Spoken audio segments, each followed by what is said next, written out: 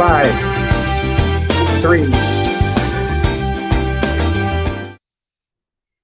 Happy greetings, everyone. I am Crystal Forman, the owner and educator of Holistic Wellness and Health, where we make healthy living easy, nutritious, delicious, and fun, with a focus on plant-based foods to help you live a healthier and compassionate life. So, yes. Oh, no. Tavon Sanders says, Happy New Friday. Happy New Friday, Tavon. So today we are going to make our garlicky collard greens and tomatoes dish. And I just finished chopping up onions. So for those of you who know me, I'm very sensitive. So I'm going to go rinse this cutting board off. But let's show the ingredients. So we have our collard greens, our chopped collard greens, our heirloom tomatoes. So those are heirloom grape tomatoes. We also have our spices, and we're using a whole bowl of garlic. We have there also our spices include thyme, pink Himalayan salt, liquid smoke, and hot sauce. All right. So for those who are new to me, make sure you are following us on Instagram and Holistic Wellness and Health on Facebook, as well as our YouTube channel. Make sure you subscribe and hit the notification button. So we're going to get started with our garlicky collard greens with tomatoes. And we were going to do the chimichurri, but we're going to hold off and do that most likely next week. So I'm actually going to move our food processor out of the way. All right, so we're going to get started. I have my pan on. I'm going to add in 1/4 cup grapeseed oil. Let it get hot. You can use avocado oil as well. And 1/4 cup of apple cider vinegar. I'm using raw, unfiltered apple cider vinegar, but you can use whatever vinegar you want. The acid helps break down the cell walls of our greens and makes it cook a lot faster. So you already hear it starting to sizzle. Then I'm going to add 1 large diced yellow onion, or you could do the equivalent of 2 small onions. Put that right in.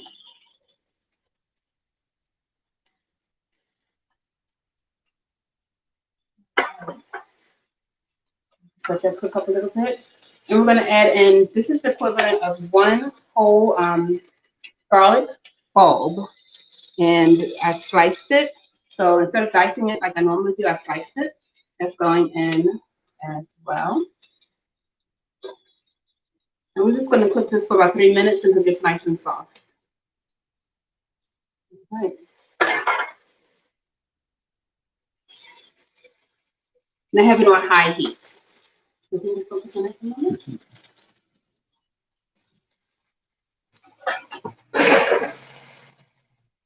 Does anyone have any questions about anything? Getting started? No questions yet. Awesome. All right, so this is a traditional dish that a lot of people would do with collards, adding tomatoes and different spices. I've decided to go extra garlicky with this one, so that's why I called it garlicky. Collard greens and tomatoes. So the collard greens are actually from our produce box from the Plantation Park Heights Urban Farm that we receive every Thursday from 12 p.m. to 6 p.m. Eastern Time. You can go there and get a nice produce box filled with awesome fresh veggies. So this is, we have 2 pounds of our collard greens here. I've already started slicing them, so I'm going to show you all what I did. So I took the stem off of our greens here, and this is still edible, the greens, so like the stem part, you can saute this up or roast it. Make sure you use it for something. And I'm just lining up all of our leaves here with the stems removed and cutting it in half. Then I'm going to put the 1/2 on top of the other half and cut in half again. Leah says Happy Friday. Happy Friday, Leah. So I'm cutting through long ways. Happy Friday, everyone. This is a beautiful day If you're in Central Maryland, the weather is gorgeous. Much better than yesterday. Very windy. So I'm just finally chopping through this. You can also roll it into a ribbon, but I want it small so that it will cook quickly. So sometimes collard greens can take about 40 minutes to cook, so they're nice and tender. But if you make it nice and small, it won't take as long to cook. So they can cook up in like 15, 20 minutes. You can do it that way. Nice and small. There we go. Check up on our onions and garlic here. So if you want to make this a completely fat-free dish, you can just add in a half cup of your apple cider vinegar and leave the oil out. But I just wanted to add a little bit of fat to this as well. But if you're totally not using salt or oil, you can leave that out of the recipe. So it's almost tender there. Also have here our beautiful heirloom tomatoes. These are grape tomatoes, and they came in different colors. So just slice them in half. Slice them in half so that it'll cook a little faster and get like the juices out of it. So I'm just slicing it. Like that. Okay. So this was a pint of our grape tomatoes. You can use cherry tomatoes as well, and if you have, use whatever tomatoes you have. So I had this, but if you have Roma, just cut it up and dice it into about 1-inch pieces, and that'll work. So our onions are nice and translucent, nice and soft. And I'm going to add in our tomatoes.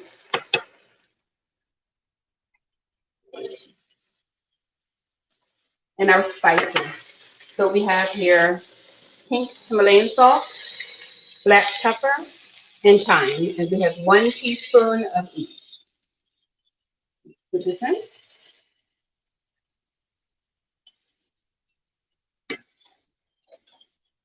Right. I'm just going to stir all of that with our seasonings mixed in with our onions and garlic. And next, I'm going to add in 1 teaspoon of hot sauce and 1 teaspoon of liquid smoke. Mix that all together. If you don't like it too spicy, you don't have to add any hot sauce. So if you really like spicy, add a lot more. 1 teaspoon is really not a lot. It's just enough to give a little bit of flavor to it. I'm going to add in our collards here.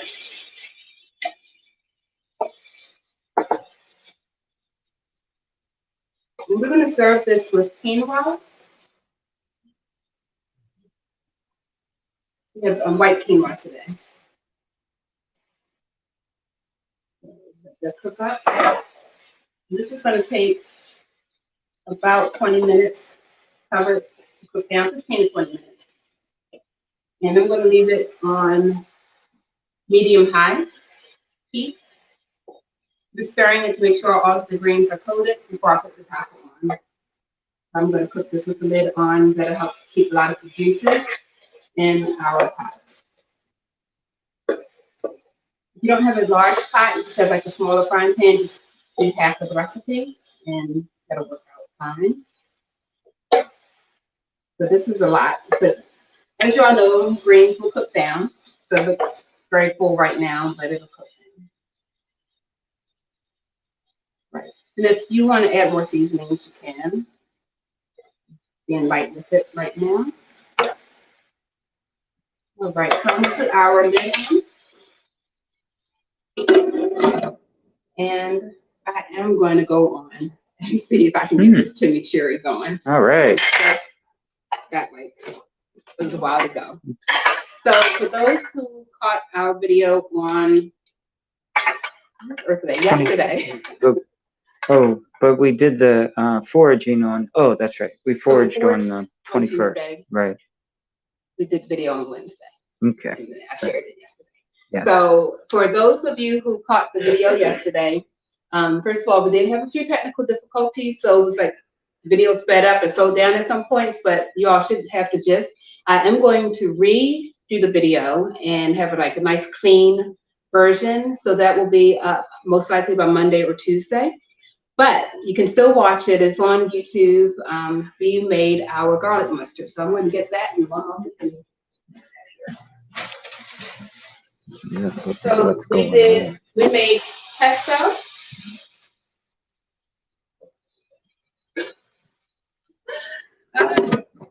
So I know. So we made pesto with this, and also in that video we made pine needle tea. So it was very windy on the 21st. And so while we were at the park, we saw a branch that had fallen and had beautiful fresh pine needles on it. So we decided to make a tea with that. So check that video out. Make sure you look up the benefits as well as the issues with pine needle tea. Whenever you're trying something new, it's always good to know the benefits as well as if there's any contraindications with it.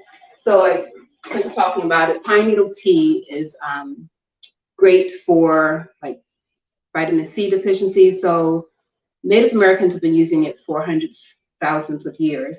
And when the colonists came here, they had scurvy. They started drinking the pine needle tea, scurvy went away. So it's very high in vitamin C and vitamin A. So it's great for our immune system. And it's very delicious as well. I don't know where I was about to go with that. But anyway, oh, that's where. The importance of knowing what something can and can't do. So pine needle tea, if you're nursing, if you are pregnant or expect to be pregnant, you do not want to drink pine needle tea. But it's healthy for most of the population. It's just not good for expectant mothers and nursing mothers. So just something to be aware of. So we have our, we've been doing wild edibles for the past 3 weeks, so let's keep it going, I guess. So this is looking a little sadder than what it did. What was that?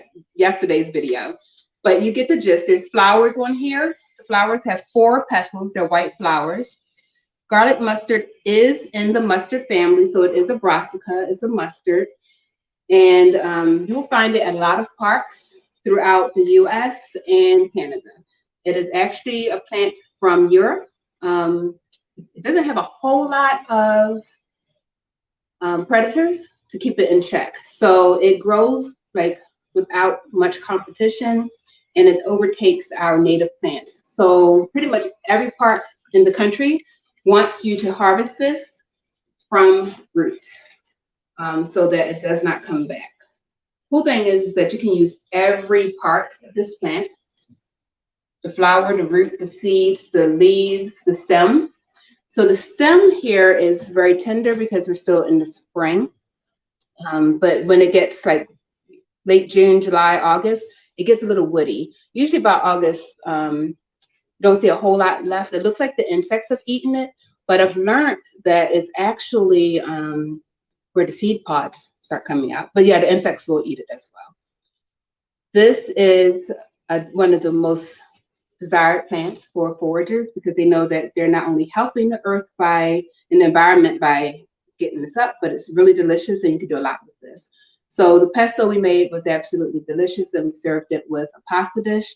Today we're going to make a chimichurri, which is like a sauce that's similar to pesto, but there's no nuts or any cheese to it. And it's a dish popular in Argentina. That's where it's from. And it's eaten a lot in South America.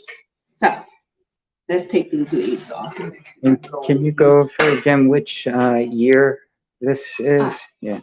Yes. So this is 2nd year garlic mustard. Garlic mustard is a biennial plant. So the first year, it actually grows as a ground cover. Someone posted in one of the vegan groups, they did a dish and they used the first year garlic mustard, which is what we used to use. I've been eating garlic mustard. We've been eating for 6 years, 5 years now. We used to only do the low ground cover version, but I actually like this better. You get more bang for your buck. Instead of trying to harvest all these little tiny leaves, I just go zoom. Look, we picked all of this plus more in 3 minutes, two of us, 3 minutes. So this is a lot of food to be able to harvest quickly. So I prefer the second year. The site where we were did have first year and second year. So the video does show that as well, first year and second year garlic mustard. The garlic mustard, let me show you all this. Well, not so sad. So it grows on the stem, and the leaf is every other side of the stem it grows. I think you can see that. The leaves are usually either heart-shaped or triangular shaped. So that's another way to identify it. And when you taste it, it has a garlicky flavor, which is why it has the name garlic mustard. The flowers during the summertime become a little more pungent than they are right now. I ate some of the flowers the other day, and they're really tasty. They're not super pungent like some mustards. But during the summertime, these leaves can get extremely bitter, just like a lot of mustards. But bitter is good for you. Bitter is good for your liver. So we should be eating bitter foods on a regular basis. Anyway, so it's all good if you want to harvest it during the summertime. Yeah, actually last year, when everything started getting shut down, the first thing I was like, all right, where's to go? Garlic mustard, just in case the stores, anything goes, gets emptied. I knew there was plenty of this all over the place. So really, any of the parks will have it. Make sure your park does not spray or use any pesticides or herbicides. Usually, if you see this growing, they're not using herbicides. But it's still good to make sure that you know your park.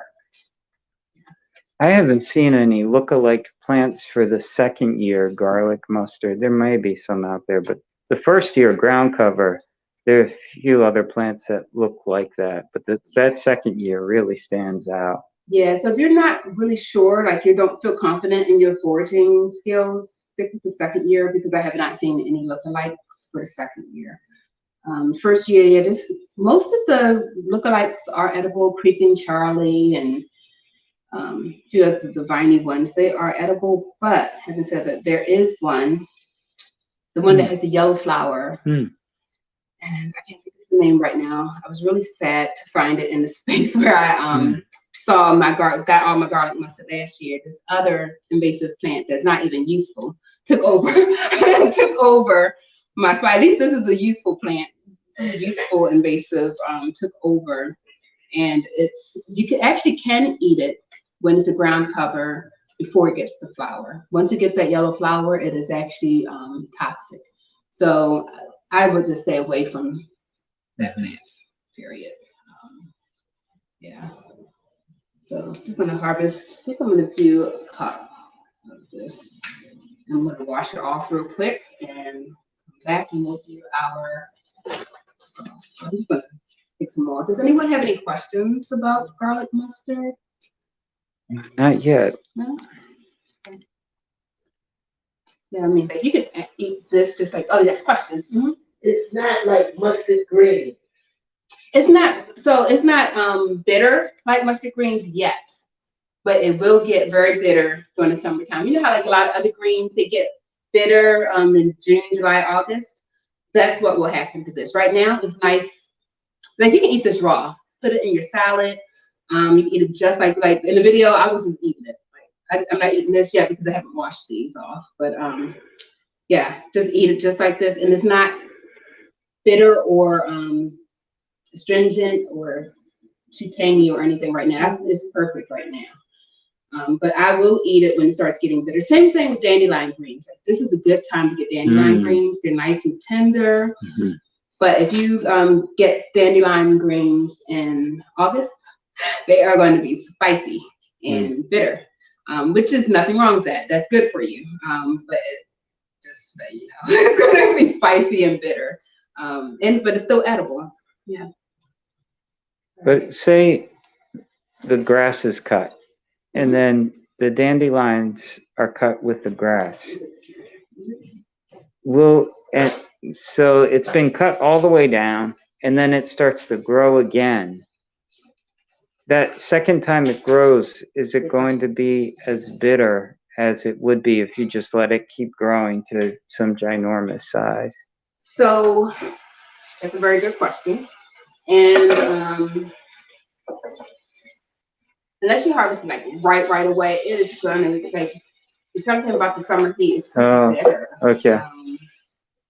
But yeah, that's a great question because one of the things about the dandelion, you can cut it, it comes back, cut it, comes back. Right. As long as you don't pick up the root, Yeah. it'll come back. I think I'm one of the people out there who actually likes bitters. This looks delicious. Yeah. It smells delicious. Mm. Yeah. Because when they cook it a little longer. So this dish is actually pretty quick. The chimichurri. Let me see. So this is not quite. I'm gonna leave it like this. So I'm gonna rinse this off real quick and bring our food processor back. And get that on. One moment. You want to take the lid off? Yeah.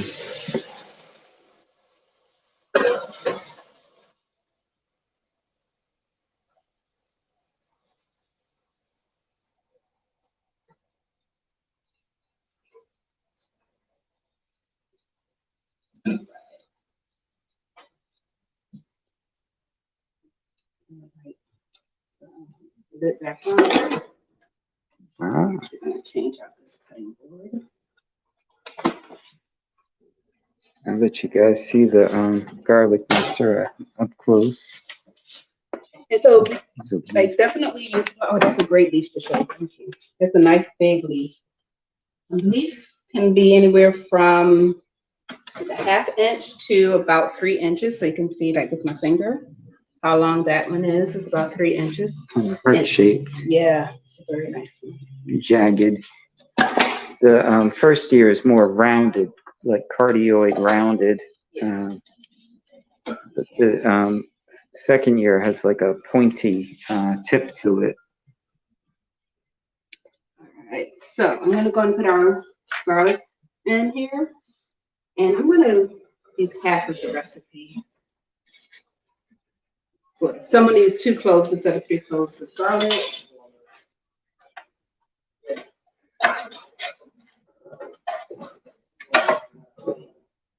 So I'm gonna just coarsely chop up the garlic. Sometimes when you put a whole clove of garlic in the food processor, it will not mix in well, like it kind of just spin in there. So even though it's all going to get chopped up, it's sometimes better just to kind of coarsely chop it up before putting it in the food processor. I used to think like, why would I chop it? It doesn't make any sense. It's going in the food processor, but it doesn't. I wonder if it would juice well, like the stems. So yeah, I think the stems would juice well. It'd be a very green. Kind of spicy. I think that, but green. with some carrots, you know what? That'd be really good. We have a lot here. That might not be a bad idea to do. But this would be good though in some soup. Put the stems in the soup. Oh, like to make the stock or to? Well, to make stock too, but just in the soup. Oh, chopped up finely. Okay. Just put it in the soup. All right, so I have that in. Oh, lemon juice. All right, let me just bring out all this stuff real quick. Okay, I'm gonna. So.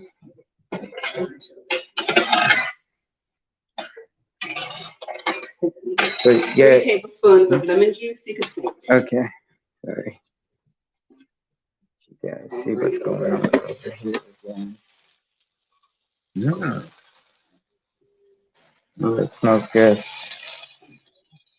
For now, but yeah, you can put that on. Tablespoon of red wine vinegar.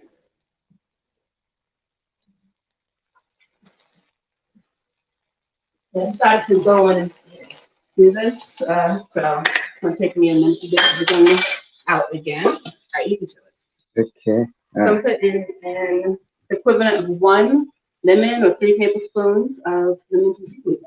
Okay. 2 tablespoons of our organic red wine vinegar.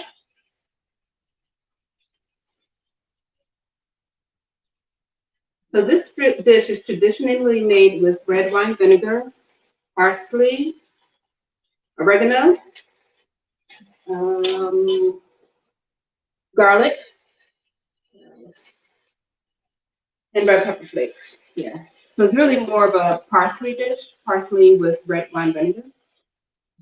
I'm going to add in some smoked paprika. So you can sit there.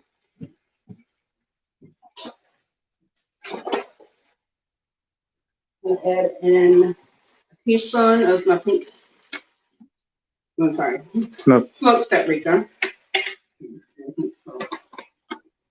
And just a little bit of my red pepper flakes, 1/4 of a teaspoon. I'm gonna turn this off.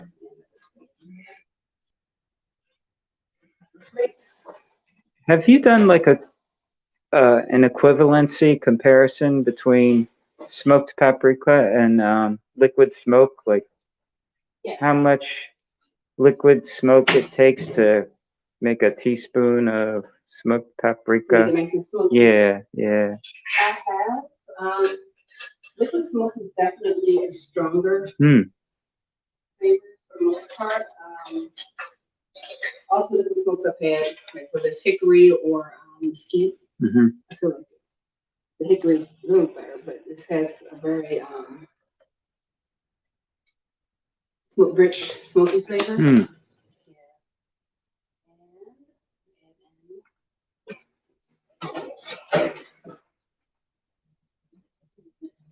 So I'm going to add in half teaspoon of pink Himalayan salt.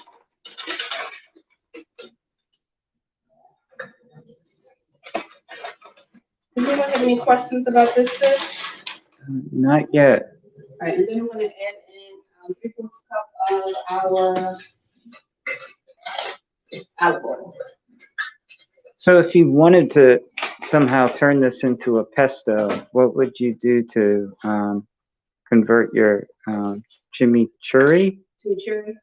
I would not put in smoked paprika or red wine vinegar. And I would put in nutritional yeast and either walnuts or pine nuts. Oh. Or I know, pine nuts. Or a sunflower seed. Macadamia.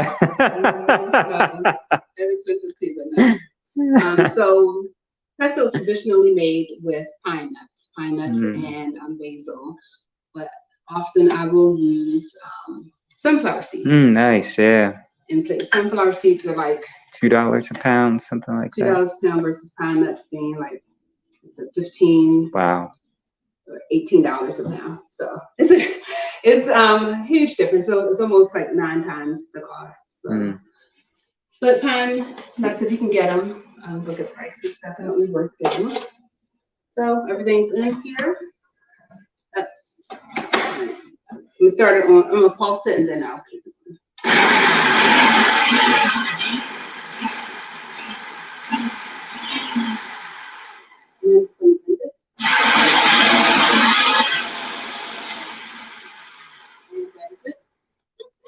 Super fast dish. I think I will add a little more of my but this is done. For you all to so this sauce is served traditionally with high-fat dishes. So whatever protein you want. Some people serve it with their tofu or avocado.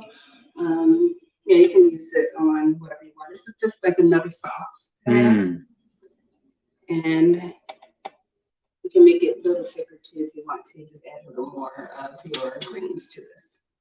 So I think that's it. So you could marinate tofu with it. You can marinate, yeah. Tempeh. Right, so tempeh would be good too. So our greens are done. Yeah, that looks delicious. I'm gonna cook up some quinoa, but you all have seen me do that already, so I'm gonna do that off camera. But thank you all so much for watching. Make sure you check out our YouTube channel for upcoming videos, and I will see you all on Monday for our Live at 5, and of course next Friday for our cooking edition of our Live at 5. Also, we do have a press reset program coming up that will be starting on May 2nd. I'll post the link, and I'll share it in one moment, but I'll post the link. That program will focus every day on a different aspect of wellness, including physical wellness, spiritual wellness, mental wellness, as well as your personal space and your environment. All right, so if you have any questions about that program, let me know. But the information about it is on the website, so you can read more about what to expect from that. So I'm going to share that right now, just so that it's available. Yeah, it's on the. Oh, sweet. So I will check you all out later. And make sure you check out the Instagram. I actually showed harvesting violets. So if you go to the story highlights and go to foraging, you'll see like a whole series of me talking about harvesting violets. And I will also put a series of information for our garlic mustard. Keep it going. All right, peace, love, and blessings, everyone. Take care.